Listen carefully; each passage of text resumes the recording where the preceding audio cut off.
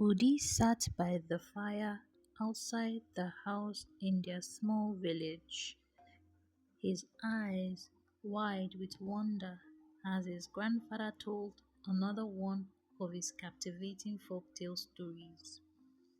The old man's voice was deep and rich, carrying the weight of years in wisdom and experience.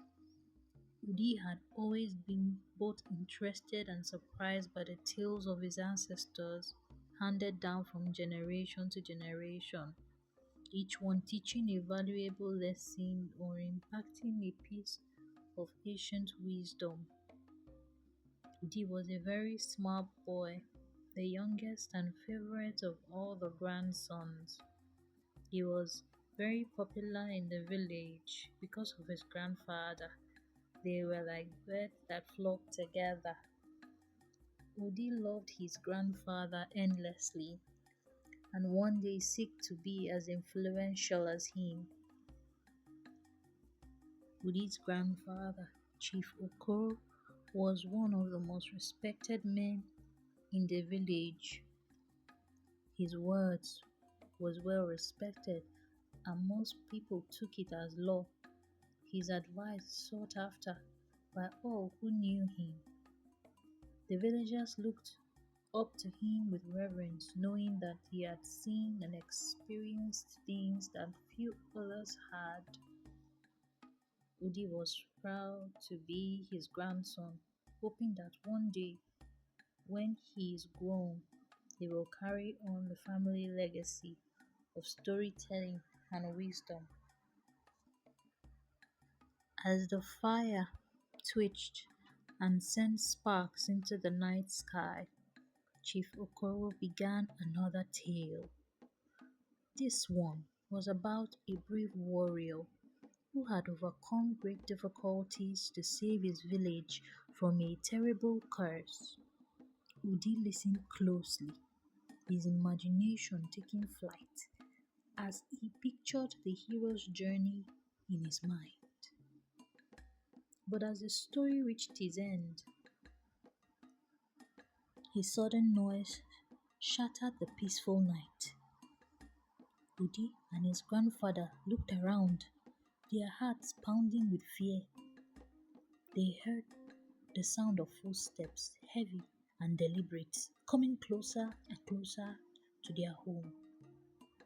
They quickly ran into the house and shut the door. Chief Okoro, standing on his feet, face set in a strict expression, he signaled for Udi to stand behind him, protecting his young grandson from whatever danger may lay ahead. Udi felt a rush of fear and excitement, the thrill of a real-life adventure. The footsteps drew nearer, and then suddenly the door burst open, revealing a group of men. Udi's heart leaped into his throat as he saw the wild glint in their eyes, the determination to carry out their wicked plans. But Chief Okoro stood his ground, his voice firm and strong as he demanded to know why they had come. The leader of the group stepped forward, his voice cruel and mocking as he revealed their true intentions. "We have come to take revenge on you, Chief Okoro, for a long ago dispute, to punish you for your wrongs." Udi watched in fear as the situation escalated, but Chief Okoro remained calm and resolute, with steady eyes never moving from the enemy before him. And then, with a sudden burst of unexpected strength, he lunged at the leader, taking him by surprise and disarming him in one swift motion. The other men hesitated, unsure of what to do in the face of such display of courage and resistance. Udi's heart swelled with pride as he watched his grandfather stand up to his enemies his bravery shining like a beacon in the dark. In the end, the men fled, defeated by the sheer force of Chief Okoro's agility and courage. Odi knew that his grandfather was not just a storyteller, but a true hero in his own right, a man of honor and integrity who would do whatever it took to protect his family and his village. As the fire glowed and the night's air blew, Udi realized that he had learned the greatest lesson of all from his grandfather, that courage and strength comes not from weapons or power, but from a heart and soul of a person who is willing to stand up for what is right, no matter the cost. The story of Chief Okoro, a fearless warrior and a wise storyteller, lived on in the hearts and minds of all who knew him, passed down through the generations as a shining example of true heroism and unwavering courage. And young Udi, inspired by his grandfather's example, knew that he too would one day carry on the family legacy, telling stories of bravery and wisdom to all who would listen, keeping the spirit of the village alive for generations to come. But as time went by, Udi's grandfather passed on. Udi grew up, and the excitement he once felt with every folktale story his grandfather told him began to fade. The stories that once filled his young heart with wonder and awe now seemed silly and unrealistic.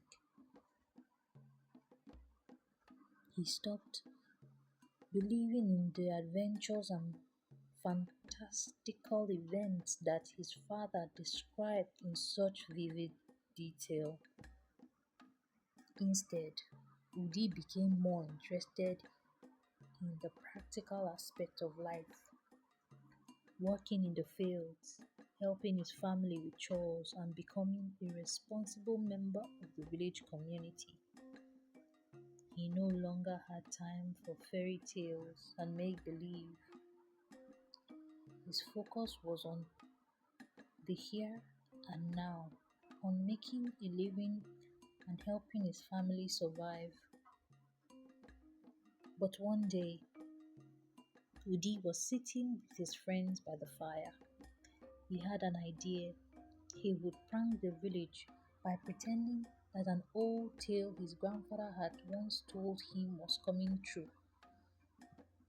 The story was about a merciless bear that had once terrorized the village and how the brave warriors of the village had banded together to defeat it. Udi began spreading rumors about sightings of the bear in the nearby woods. He would tell his friends in low tones about the growls and the roars that could be heard in the dead of the night, about the tracks and claws marks that had been found near the village. The villagers were terrified, believing that the bear was real and that they were in grave danger. As the days progressed and no bear attacked the village, Udi's prank began to unravel. The villagers became suspicious of his fabricated stories, and soon enough they realized that he had been lying to them all along. Udi's reputation in the village was tarnished, and he was shunned by his friends and neighbors for his deceit. Udi was known throughout the village for his mischievous ways and his love for playing pranks on the villagers. He was always up to something, whether he'd be hiding behind the bushes and jumping out to scare someone or pretending to be a ghost in the dark of the night. One day, a rumor began to spread like wildfire through the village. It was said that a merciless bear had been sighted in the nearby forest approaching livestock and even venturing close to the village. Villagers were terrified at the thought of such a bear lurking in the mist, and they began to take precaution to keep themselves safe. Udi, of course, saw this as a perfect opportunity to play a prank on the villagers. He concocted a plan to pretend that the bear was after him, and he would run through the village shouting for help, only to reveal later that it was all just a joke. He thought it would be hilarious to see the fear and panic on the faces of the villagers as they rushed to his aid. And so, one fateful afternoon, Woody put his plan into action. He ran through the village, screaming at the top of his lungs, "Help! The bear wants to get me! Someone! Please help!" The villagers, hearing his cry, came running to his rescue, only to find Woody standing there with a big smile on his face. "Gotcha!" he said, laughing. "I was only joking. There is no bear at all." The villagers were not amused by Woody's prank. They scolded him for causing unnecessary panic and wasting their time. But Woody just shrugged it off and went on his way. Little did he know his prank would soon come back to haunt him in a way he never expected. That night, as Woody lay in his bed in his small house, he heard a rustling outside. He dismissed it as just the wind blowing through the trees, but then he heard a loud growl that sent shivers down his spine. He sat up in bed, heart pounding, as he realized that the bear he had been joking about earlier was now right outside his door. "Help! Someone, please help me!" Woody screamed. But the villagers who had been woken by his cries simply rolled over in their beds and muttered about Woody and his pranks.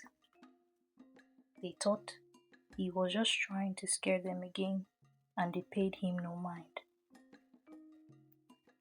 The bear, sensing its prey, began to scratch at the door of Woody's hut, trying to get in. Woody scrambled to his feet and looked around for something to defend himself with. But all he had was a small cooking pot and a stick. He knew he stood no chance against the mighty bear outside. As the bear broke through the door and entered the hut, Woody's heart filled with fear. He knew that this time there was no escaping the consequences of his actions. The villagers, hearing the commotion, finally came running to Woody's aid. They found Woody laying on the floor, alive, curled up, with his body trembling in fear. They were just in time to save him. The bear ran off due to the presence of the villagers. The villagers were shocked and horrified by what they saw. They had never imagined that their friend Woody would meet such a gruesome fate at the hands of the very creature he joked about. They realized that then the true danger of the bear and the foolishness of Woody's pranks. The bear escaped through the back, climbing to the roof before disappearing into the forest. From that day on, the villagers never spoke of these pranks again. It was a silent reminder of the consequences of taking things too far. And as for the bear, it was never seen again in the village, but its presence lingered as a warning to all who dared to undermine the true power of nature. And so, the story of Udi, the trickster, and the village bear became a lesson in the dangers of playing with fire. It serves as a reminder that sometimes what may seem like a harmless prank can have dire consequences, and that it is always best to think twice before tempting fate.